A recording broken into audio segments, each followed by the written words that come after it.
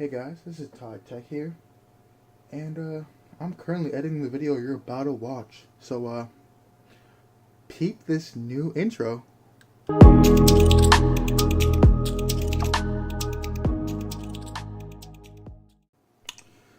The intro was pretty cool, right? Pretty cool intro. Now, this is my first time shooting any B-roll whatsoever, so bear with me. But here's some B-roll before we get into the review.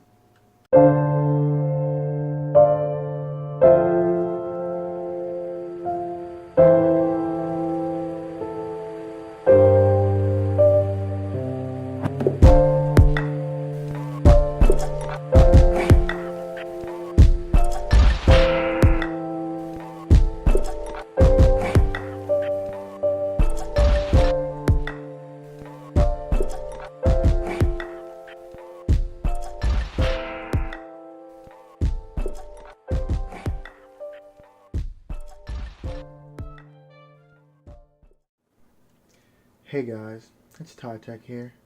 So as you can see by looking at the title, is the Lenovo 330S really worth it by today's standards? I mean, look at it. Beautiful. Minimal bezels. Looking pretty good, right? Now, it runs a Ryzen 2500U, which is usually compared to about a i5 8th generation. So in most regards, it's a mid-tier processor. And I had this thing for about 2 weeks, and within my 2 weeks, it's been pretty good doing day-to-day tasks, such as email and general web browsing. Now, if it only had a hard drive, it probably wouldn't be as smooth as it is, but it has a 128 gigabyte Transcend M.2 SSD also in there, so it's pretty smooth. Now, as you can tell from here, I'm actually rendering the video you guys are watching right now. It's actually half of it's done, but I rendered half of it in DaVinci Resolve and 1080p, running at about 30 to 24 FPS around there. Now, this computer only came with me with 8 gigabytes of RAM. We go to here. I don't know if you guys can see that, but let me do something real quick. You can see it says 20 gigabytes. So I added a 16 stick of Crucial branded RAM, because it had 8. Only 4 is removable. Pull out the 4, added 16, so now I'm at 20. Quick maths. And I did that so I could actually edit on this computer without closing down absolutely everything, because DaVinci Resolve, if you know, is pretty much a RAM eater, just like Google Chrome. It eats a lot of RAM. And the RAM only cost me $85 since I bought it from eBay. If I bought it from Crucial themselves, it would have cost about $110, so I'm saving about $30. Now let's get back into the screen. It's decent. It's only 1366 by 768. I wish it was full HD, but what can I really do about it? Now, using the laptop indoors is actually pretty easy, but if you take it outside, not even in direct sunlight, it's pretty much not visible in my opinion. Now, the IPS display isn't crazy bad, but I mean, who hasn't seen worse? I've definitely seen worse, but it's pretty good for the price I paid for it. The keyboard's pretty standard within this price range, which pretty much means it has, as you can tell, no travel whatsoever. Let me zoom in real quick for you guys. No travel whatsoever. So, but for paying half off for this laptop, what do I really expect? If you know who that is, you know, Sasuke.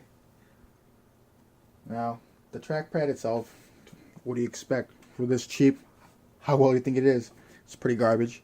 I don't know if there's actually any palm rejection software, but it seems to like track my palm whenever I use it. So I usually use a mouse with this, if you guys are wondering.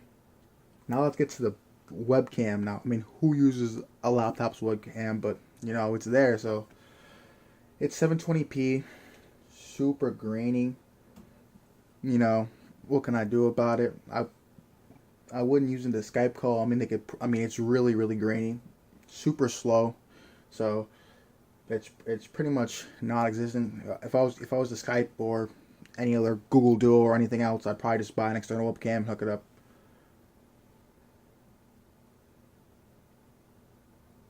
Now this laptop is about 600. It's $600 brand new, right? If I bought it brand new, it should at least come with a full HD webcam and have Windows Hello. It doesn't have Windows Hello for $600. Isn't that crazy? But I digress. Now, like I said before, the actual use of the computer is pretty smooth due to having an SSD. But I really don't have to worry about space because I have a 1 terabyte hard drive in here, which pretty much keeps me going. Now, if I only had this 128 gigabyte SSD, it'd be pretty trash. But for $600, this exact laptop for $600, I probably wouldn't get it. Only comes with 8 gigabytes of RAM, super grainy webcam, not a full HD display. For $600, I'd probably recommend the HP Pavilion 15Z. That comes with a full HD screen, has the same processor, has Windows Hello, comes with 16 gigabytes of RAM standard, which is great. And for $600 brand new, that's obviously the better option. Now I only paid $320 for this because it's a display laptop. So like when you go to Best Buy and you go to touch and see if you like it or not. It's one of those. I only paid $320. I paid $85 for the RAM, so I only paid $405. So give or take $400 for $200 less. You know, it's worth it. Now if you can find it for under $350, I would definitely recommend this. Anything, even under $400, but if it goes past $400, definitely not worth it. But this is my first time actually shooting B-roll, so just let me know how it is. I know it's not the best. I mean, I've seen way better on YouTube myself, but I'm trying. I'm learning. But if you want to see reviews on anything I can get my hands onto, subscribe, tune in, and just stick here to watch.